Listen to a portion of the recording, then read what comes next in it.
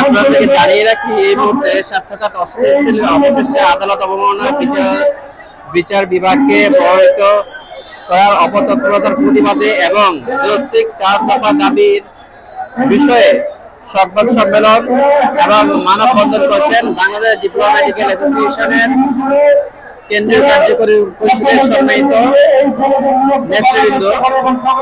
এই মুহূর্তে বক্তব্য রাখছেন ডাক্তার বেলাল।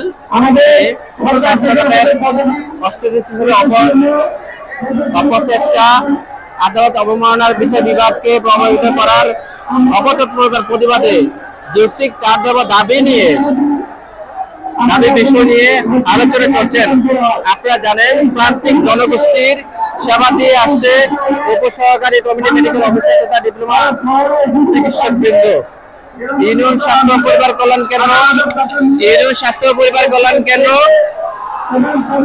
সাব সেন্টার, উপজেলা স্বাস্থ্য কমপ্লেক্স এবং জেলা সদর হসপিটালগুলোতে স্বাস্থ্য সেবা দিয়ে আসছে উপসহকারী কমিটি মেডিকেল অফিসার তথা ডিএমএফ চিকিৎসক বৃন্দ।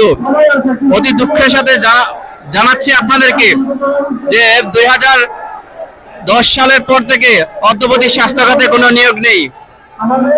বাংলাদেশের প্রান্তিক জনগোষ্ঠী এই নিয়োগ না হওয়ার কারণে স্বাস্থ্য সেবা থেকে বঞ্চিত হচ্ছে। নিশ্চয়ই আপনারা জানেন, ইউনিয়ন স্বাস্থ্য পরিবার কল্যাণ কেন্দ্রগুলোতে দীর্ঘ প্রায় 1 দশকেরও বেশি সময় ধরে চিকিৎসক তথা ডিএমএফ চিকিৎসক বৃন্দ ফাঁকা রয়েছে। আপনারা নিশ্চয়ই জানেন, ইউনিয়ন স্বাস্থ্য পরিবার কল্যাণ কেন্দ্রগুলোতে সেবা দিয়ে থাকে উপসহকারী কমিটি মেডিকেল অফিসার বৃন্দ তথা ডিএমএফ চিকিৎসক বৃন্দ। আপনাদেরকে অতি দুঃখের সাথে জানাচ্ছি, ফ্যাসিস্ট সরকারের কিছু প্রেতাত্মা এই স্বাস্থ্য বিভাগকে অস্থিতিশীলের অপচেষ্টার উদ্দেশ্যে বিভিন্ন সময় বিভিন্ন বিষয়ে এই ডিএমএফদের বিরুদ্ধে অপচেষ্টা চালাচ্ছে। শুধু দর্শক, আজকে এই ভিডিওর মাধ্যমে আপনাদেরকে জানাচ্ছি, গ্রামীণ স্বাস্থ্য সেবা যারা দিয়ে থাকে ডিএমএফ চিকিৎসক বৃন্দ তথা উপসহকারী কমিটি মেডিকেল অফিসার বৃন্দ, তারা 4 বছর 6 মাসের ডিপ্লোমা কোর্স করার পরে এই গ্রামীণ জনগোষ্ঠীকে সেবা দিয়ে থাকে। সুতরাং এই ডিএমএফ চিকিৎসক বৃন্দের বিরুদ্ধে যারা মিথ্যা অপচেষ্টা চালাচ্ছে, যারা মিথ্যা কথা বলছে, তাদের বিরুদ্ধে রুখে ধরার জন্য আজকে এই মানববন্ধন জাতীয় প্রেস ক্লাবের সামনে। আজকে মানববন্ধনের মাধ্যমে সারা বাংলাদেশের আপামর জনগণকে জানাতে চাই, গ্রামীণ জনগোষ্ঠীর সেবা দিয়ে থাকে একমাত্র ডিপ্লোমা চিকিৎসক বৃন্দ। সেখানে আপনি যদি একবার খোঁজ দিয়ে দেখেন, কোন এমবিবিএস চিকিৎসক বৃন্দ আপনি পাবেন না।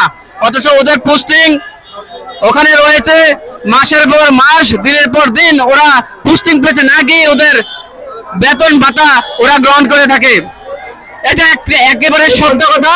প্রয়োজনে আপনারা গ্রামের জনগোষ্ঠীর কাছে আপনারা খোঁজ খবর নিয়ে দেখতে পারেন যে সেখানে স্বাস্থ্য সেবা কারা দিয়ে থাকে।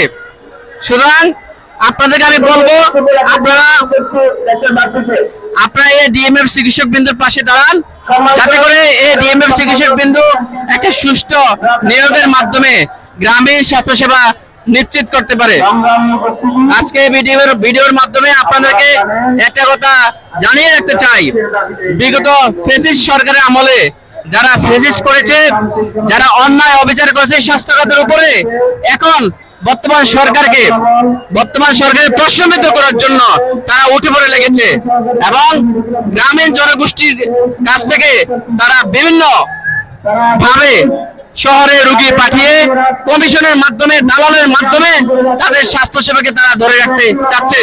যে কারণে এই বাংলাদেশে কোনো মানুষ পৃথিবীতে চিকিৎসা নিতে আসে না, বরং বাংলাদেশ থেকে হাজার হাজার রোগী এই দেশ থেকে ইন্ডিয়া, নেপাল, সিঙ্গাপুর, আমেরিকাতে চিকিৎসা নিতে চায়।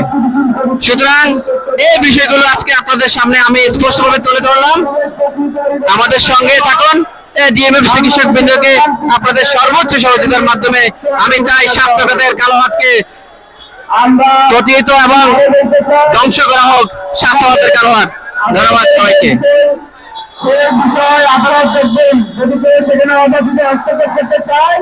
তাহলে তারা স্পষ্টভাবে আদালত অবমাননার সামনে এবং আদালত তার বিরুদ্ধে ব্যবস্থা নেবে। আমরা সেই দৃষ্টি আকর্ষণ